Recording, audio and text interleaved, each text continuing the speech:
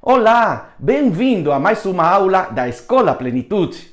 Eu acho muito lindo ver como nosso Pai Celestial se preocupa em explicar coisas espirituais usando exemplos humanos, exemplos que acontecem em nosso dia a dia. Com isto, o Senhor está mostrando que Ele nos ama e que cuida de cada detalhe para que venhamos a compreender as grandezas que Ele está realizando em nossa vida e no nosso mundo.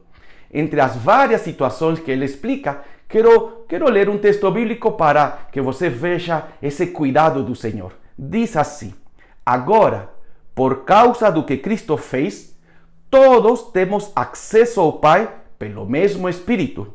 Portanto, vocês já não são estranhos e forasteiros, mas concidadãos do povo santo e membros da família de Deus. Olha que lindo! O Senhor diz assim, que a Igreja de Cristo, ela também é conhecida como a família de Deus. Ou seja, você, como filho, como filha de Deus, é participante dessa grande família do nosso Senhor. E é sobre isso que estaremos estudando nesta aula. O que significa? O que significa ser parte da família de Deus?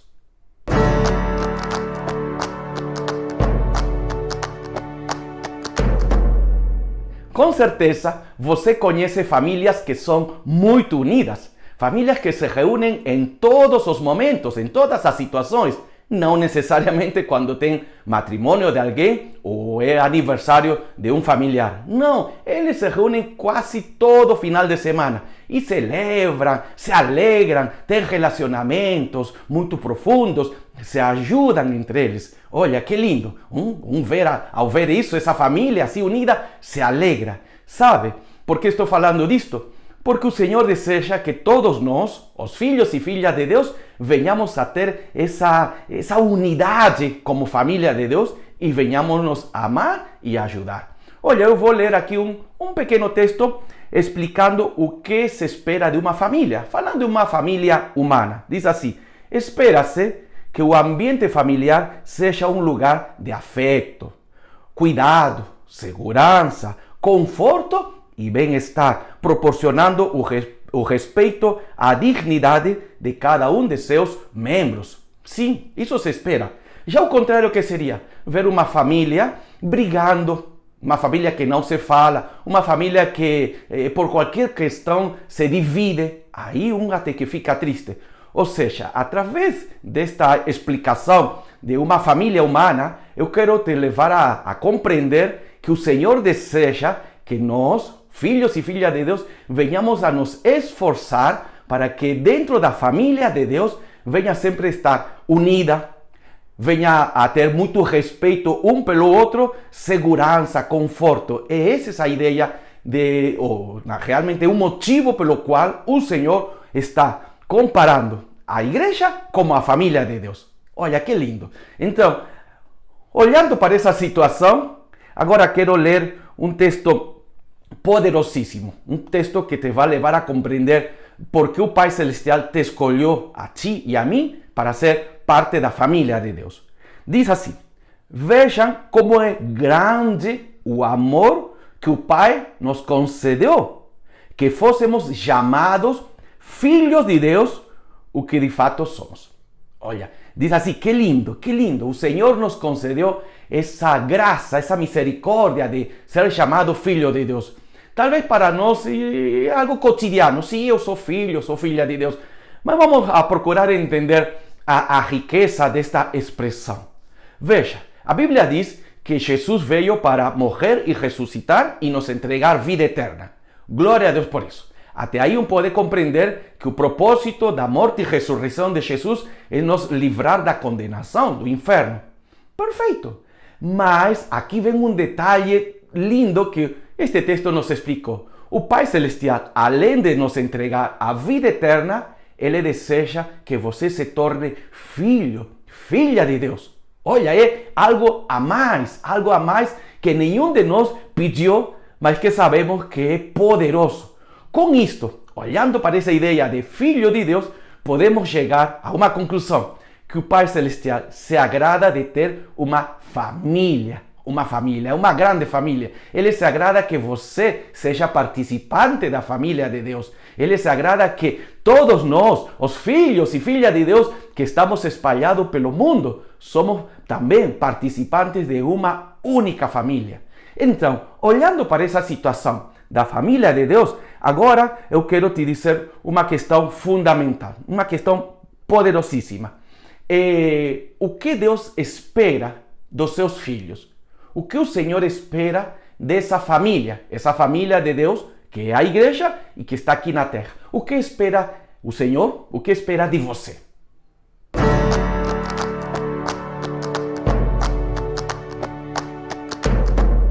O que o Pai Celestial espera de você e de mim, já que agora somos parte da família de Deus? Olha o que nos diz o texto de 1 de Timóteo, capítulo 5, versículo 8. Se alguém não cuida de seus parentes, e especialmente dos de sua própria família, negou a fé e é pior que um descrente. Então o Senhor diz assim, já que agora você é parte da família de Deus, deve cuidar de seus parentes, de seus familiares. Aqui inicia uma grande verdade para todos nós. Somos parte da família de Deus porque devemos nos cuidar. Ou seja, aqui o Pai Celestial está tirando uma ideia errada de que cada cristão deve cuidar da sua própria vida, viver no seu individualismo e tanto faz o que acontece com outro, com meu outro irmão. Pelo contrário, devemos nos cuidar um com o outro. E como? Como é que nos devemos cuidar? Mais um texto, 1 de Tessalonicenses, capítulo 5, versículo 11. Portanto, consolem uns aos outros e edifiquem-se mutuamente, como vocês têm feito até agora.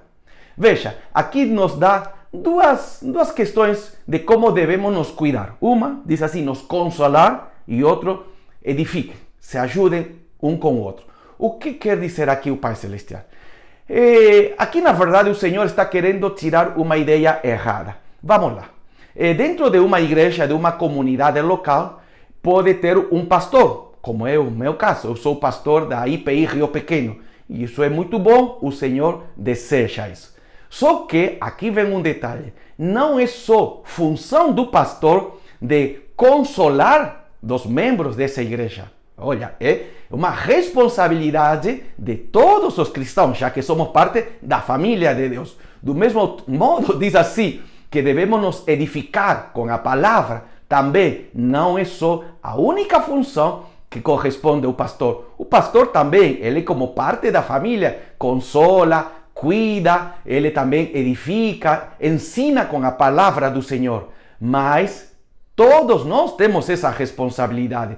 Todos nós devemos nos cuidar. É como volto para a ideia de uma família humana. Claro, no início, quando um pequenininho, sabe, somos crianças, quem cuida de nós é papai e mamãe.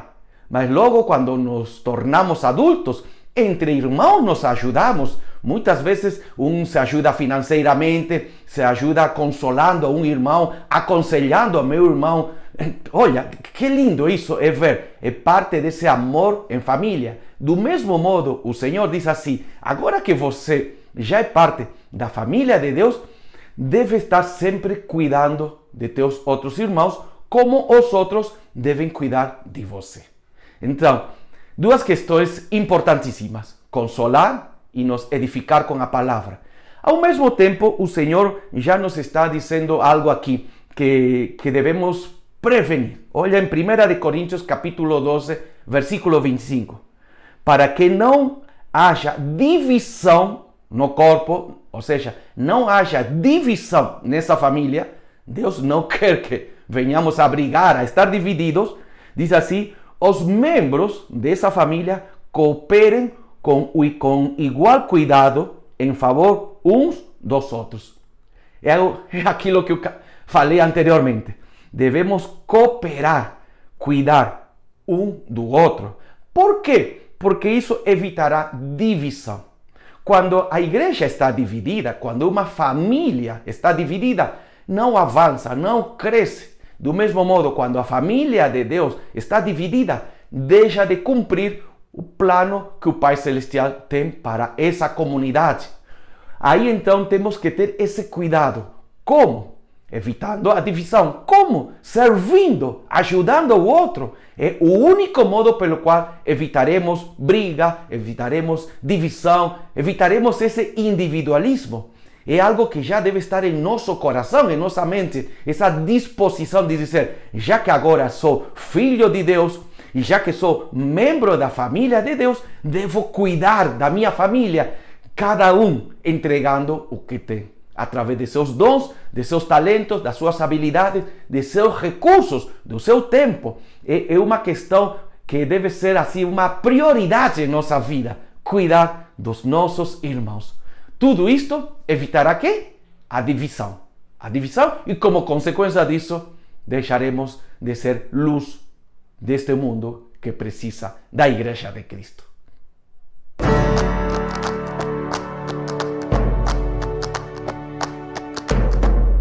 Na aula da semana passada, falamos sobre Barnabé, um personagem bíblico muito lindo que traz poderosos ensinos para a nossa vida.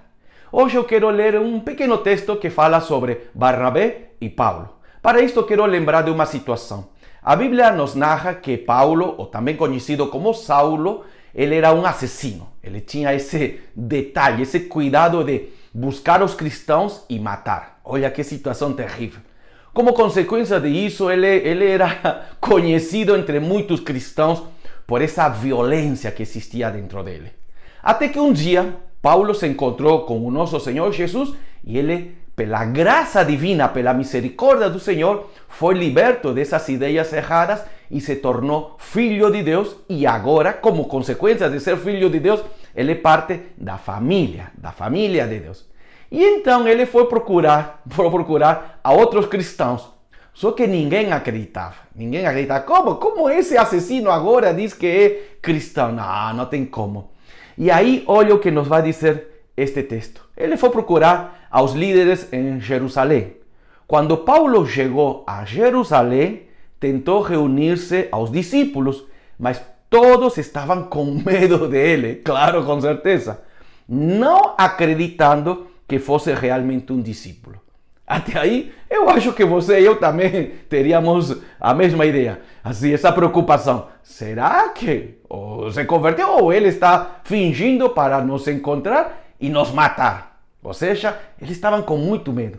Aí então apareceu Barnabé. Lembram que Barnabé era um homem muito usado pelo Senhor. Então, Barnabé o levou a Paulo aos apóstolos e lhes contou como, no caminho, Saulo vira o Senhor que lhe falara e como em Damasco ele havia pregado corajosamente em nome de Jesus. Aqui nos mostra aquilo que aprendimos na parte anterior desta aula. O cuidado, esse cuidado que Barnabé, um filho de Deus, teve com Paulo, outro filho de Deus. Ele, Barnabé, acreditou realmente que havia uma transformação. A transformação era genuína na vida de Paulo e como consequência disso ele teve esse cuidado de buscar, de explicar aos discípulos, aos apóstolos e dizer, não, ele realmente. Veja, por que Barnabé fez tudo isto? Porque Barnabé sabia que devemos cuidar da família de Deus. Devemos cuidar. Com isto, Deus nos está entregando uma grande verdade para a nossa vida. Por quê? Porque hoje, dentro de uma igreja, de uma comunidade local, existem pessoas com diversas características, sabe? Diversas faixas etárias, temos situações familiares diversas, alguns estão com pequenos filhos, outros com filhos adultos, outros são avós, outros são solteiros, ou seja, dentro de uma comunidade, dentro de uma igreja local, existe muita diversidade. E aí o detalhe que nos está explicando este texto. Devemos cuidar de nossos irmãos, ainda que podem ser um pouco diferentes a nós. O grande problema é que muitos cristãos sempre gostam de procurar aquilo que é igual a eles. Eu quero uma igreja que todos são bem parecidos comigo. E realmente isso não é a igreja, sabe? A igreja é diversidade. Tem alguns irmãos que dizem, eu preciso procurar outra igreja, porque esta igreja não tem pessoas como eu. Lembrem, A Bíblia diz que você agora que é filho, participante da família de Deus, deve cuidar de outros irmãos, não necessariamente daqueles que são bem parecidos a você. Olha para a situação de Barnabé. Que de igual tinha assim, olhando de um modo simples, que de igual tinha ou de parecido entre Barnabé e Paulo? Nenhum. Só existia um ponto em comum. Ambos eram filhos de Deus. Por isso que Barnabé fez questão de procurar e de conectar a Paulo com outros cristãos. Com isto, temos um grande ensino para a nossa vida, que realmente devemos olhar o que Deus olha em outro filho de Deus. Isto é poderosíssimo. Você, quando vê um irmão, por mais diferente que ele seja, em diversas características, tem que olhar o ponto principal. Ele ou ela é filho de Deus igual que eu. Então, ambos participamos da família de Deus. Devemos ver nossos irmãos com os mesmos olhos que vê o nosso Senhor.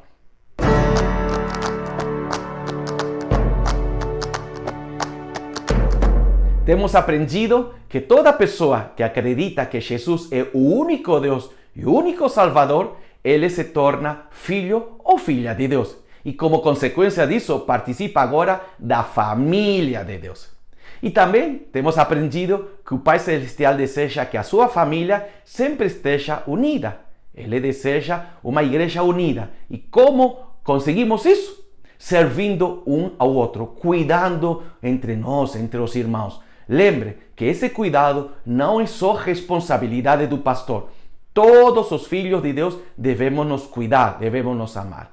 E também o Pai Celestial diz que devemos evitar julgar aos outros, devemos evitar criticar. Por quê? Porque é muito fácil criticar aquilo que é diferente. Lembre, dentro de uma igreja local existe muita diversidade.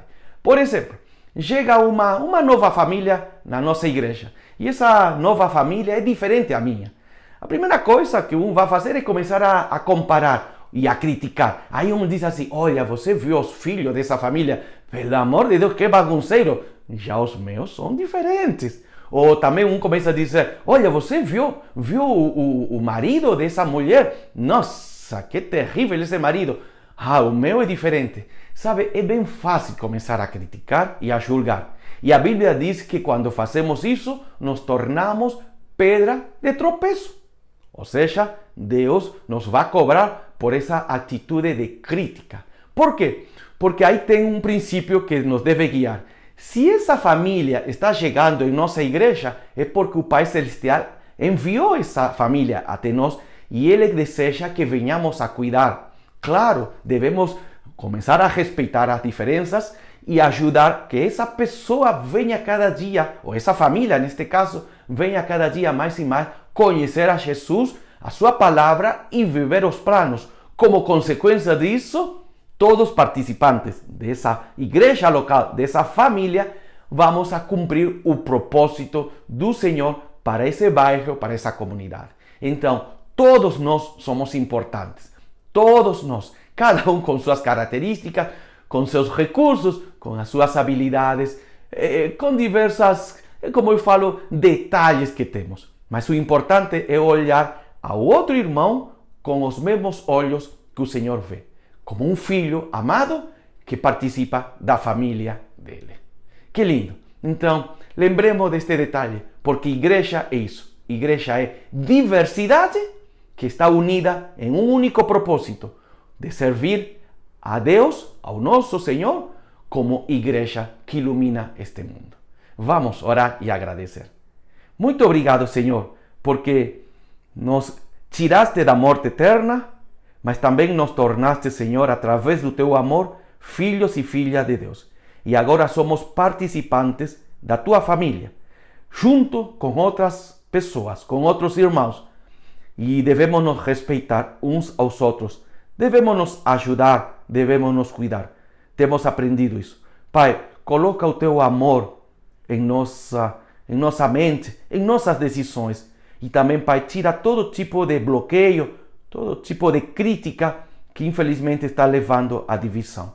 Em nome de Jesus, nos ajuda, Pai, a sempre estar unidos como família, como família de Deus. Amém.